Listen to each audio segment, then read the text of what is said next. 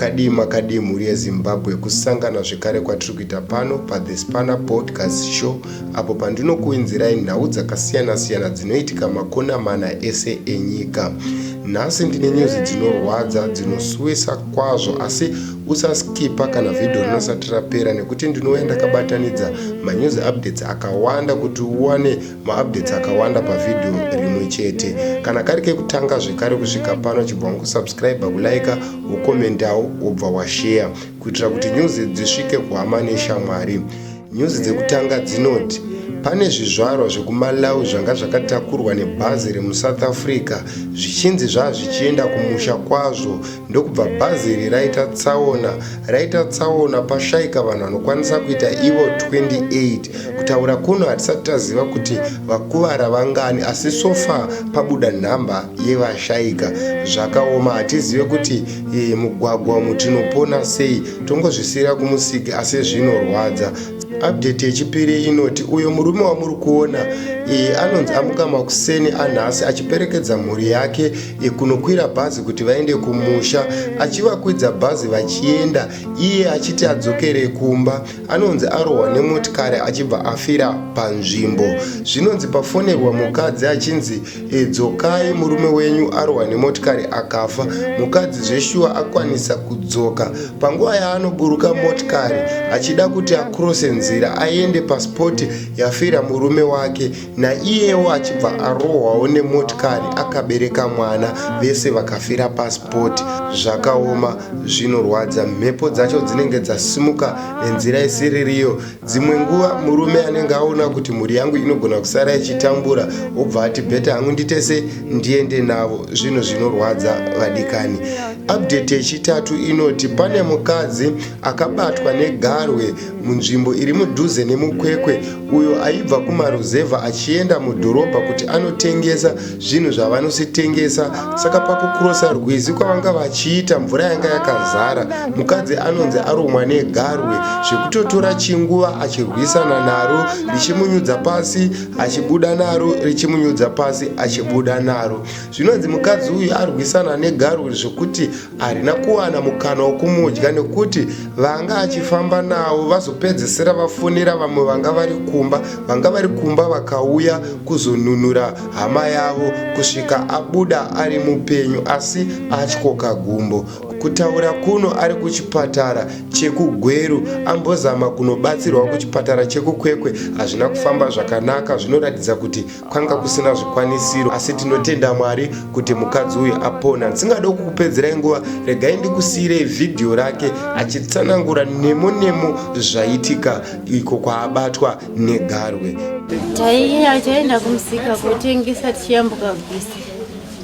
Saka ndakayambuka Gwizi ndo pandaka mumwe wokutanga taiva takati madzimai akawanda, pakakrosa wokutanga inini wachitundu pandakati ndabafa nengwena. Ndobva vamwe vati waona sei kuti ingwena? Ndikatamba ndakamira pako, vakati haingwena, imbachigwa ndaitiwa ingwena. Saka vanhu vakatanga kuti akayambuka, ndobva atoona chitorolewa chitoenda kusaito, ndobva vati chirega ndichiposhera kudziva, isaenda newo kudziva. Saka ini payaenda neni ndaingoema kuti muGwizi kwairi kuenda neni kune muti, ndobva ndandosvika ndikabatira muti. Ndichibatira muti, saka ndobva yandirola futi, ndobva yadzokera nenu.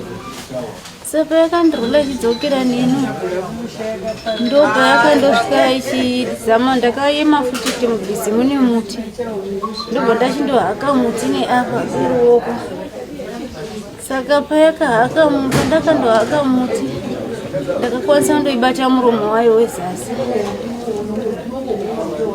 kuruoko gwagwa kahaka muti, kuruoko uku gwekwa-right ndakakwanisa kuibata muromo kumusoro. Saka payaida kundirola kundinyudza mvura, indaikakata muromo wayo. Payaida kusumudza muko kuti indibereke, ini ndaibvisa roko gwekwa-right goenda kubata muko. Saka payaiwa kuti ndakubatwa muko idzosera muko pasi, yaisina kubatiwa muko wayo. Kusvika vanhu vauya ndakadaro, vanhu vakafonera vanhu vaiva kumba, vanhu vaivakumba ndobva kwauya chivana chevatete vangu chikomana ndo chakamhanya chikauya chikapinda mumvura navatete vangu. Vapinda mumvura ndobva vatanga kundidana ndaiva pasi pemvura, chavaiona ruoko chete ndandanyudzwa pasi pemvura. Saka ndobva atanga kunyura pasi pemvura achinditsvaga, akandondisumudza nemaoko ndobva ndati tupa pamusoro pemvura. Saka takandosumuka tose nengwena pamusoro pemvura, ndobva atanga kuikava, akandibata ruoko ikaramba wandiregedza, akati hazvinese. Ndobva atanga kundikweva kundibvisa panonyudza, iye aindikweva ngwena achindikweva. Saka pavakangwena pavakasvika neni pasina shanyudzi, ndobva vatete vapinda mumvura, vakapinda nedanda, ndobva vaisa danda mumuromo mengwena. Vaisa danda mumuromo mengwena ndopa vakatanga kuikava muromo, vakaisa danda muromo, ndobva vakandiregedza, asi gumbo rangu ranga ratovhunika kudhara. Nekuti pandakabva kugwizi nichitoenda kuchipatara, iri gumbo vanga vakadorisungira kuno kuchitsva, vachitipa sanyabuda ropa pachitsva. Ndo muitiro wandakaita kusvika ndasvika kuchipatara chekwekwe. Chipatara chekwekwe ndobva vanditi vazama ndowedzera ropa, ndikakundikana neropa, vakabvisa vakati gwero, ndobva ndauya kuno gwero, ndobva ndiri nhasi kwandiri kurara. Saka pandakaenda koiswa simbi, asi handisi kuzva kuti chiri kunyanya kundirwadza, asi simbi ndakatoisiya ndokugara nadzo. Ndomuitikiro wakaitika kusvika ndisvike pari nhasi. Thank you so much Zimbabwe nekuona mavideos edu. Tinotenda love and support yamunayo yakakurisa, rambai makadaro. Aiwa ndo ma-updates anga ndinawo muzuva ranhasi. Kana karike kutanga kusvika pano, chibva wango subscribe, kulika, komenta nekushare kuitira kuti kana taposta zvimwe uve uri wewe kutanga kusangana nepost yedu. Tinotenda nerudo rwenyu, rambai makadaro. Bye bye.